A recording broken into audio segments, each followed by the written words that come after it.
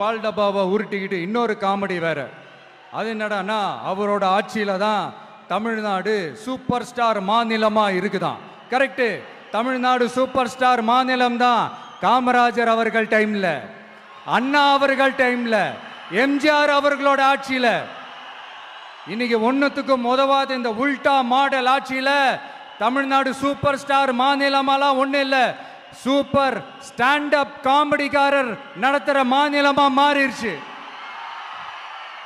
மக்களே, உங்களுக்காக தான், உங்களுக்காக மட்டுமே தான் வர தடைகள், சதிகள், சூழ்ச்சிகள் எல்லாத்தையும் தாண்டி இந்த 2026 இந்த தேர்தலில் டிவிக்கு தில்லா நிற்கும்.